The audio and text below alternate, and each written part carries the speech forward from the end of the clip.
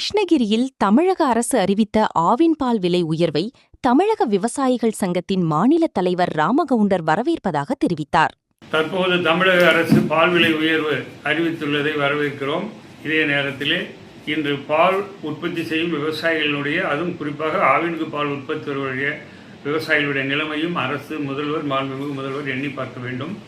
தீவன விலை பணம் உயர்ந்துவிட்டது. மாடுகளினுடைய விலையும் உயர்ந்துவிட்டது. ஒரு மாடு சாதாரணமான 1 லட்சம் ரூபாய்க்கு மேலே விற்கிறது. இதற்குண்டான வட்டி என்னாச்சு கணக்கு போடுங்க. சென்ற அரசு பல குளறுபடிகளை இதில் செய்தது.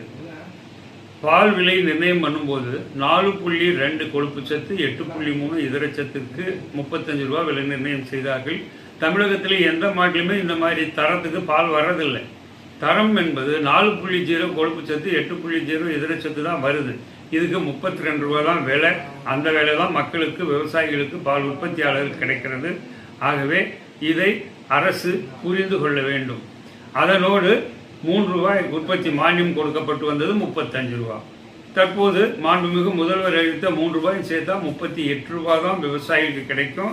தனியார் 50 ரூபாய் கொள்முதல் விலையே வழங்குகிறார்கள் விவசாயிகளிடத்தில். எப்படி வெளியே போனால் ஆவினிருந்து விட்டு வெளியே போனோம் திருப்பி ஆவினுக்குள் உள்ள வருவா?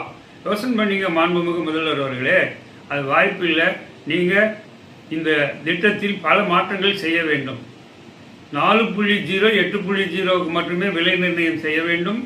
அதுவும் இந்த 4.0, 8.0க்கு 50 ரூபாய் விலையாக நீங்கள் கொடுக்க வேண்டும். மாட்டுக்குண்டான தீவனத்தை 50% மானியத்திலே வழங்க வேண்டும். மாடு மற்றும் அந்த பால் உற்பத்தி செய்கின்ற குடும்பங்கள் அனைவருமே இன்சூரன்ஸ் திட்டத்தில் கொண்டு வர வேண்டும். காரணம், தற்போது முதல்வரின் காப்பீடு திட்டத்திலே 5 லட்சம் ரூபாய் இருந்தது 25 லட்சம் ரூபாயை மாற்றியிருக்கிறீர்கள். வரவேற்கின்றோம். இது ஒரு சிறந்த திட்டம். அது ஆவினுக்கும் பொருந்துகின்ற வகையிலே கொண்டு வாங்கள். ஆவினுக்கு தனியாக பண்ணுங்க. ஆவினுக்கு உண்ட தீவனங்கள் இன்று விலை உயர்ந்து விட்ட காரணத்தினாலே கட்டுப்படியாகல.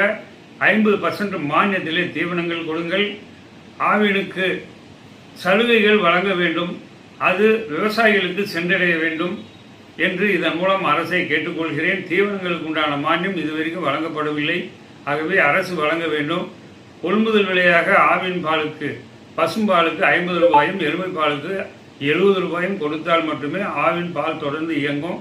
அதை செய்ய வேண்டும். தயவு செஞ்சு மறுபரிசீலனை செய்யுங்கள் என்று இதன் மூலம் தமிழக அரசை கேட்டுக்கொள்கிறேன். என்னுடைய பேர் KM ராமகவுண்டர், மாநில தலைவர், தமிழக பால் உற்பத்தியாளர் சங்கம், கிருஷ்ணகிரியிலிருந்து. உங்கள் தேடல் நியூஸ் சேனலை லைக் பண்ணுங்க, ஷேர் பண்ணுங்க, கமெண்ட் பண்ணுங்க, ஆல் பெல் பட்டனை கிளிக் பண்ணுங்க, மறக்காம சப்ஸ்கிரைப் பண்ணுங்க.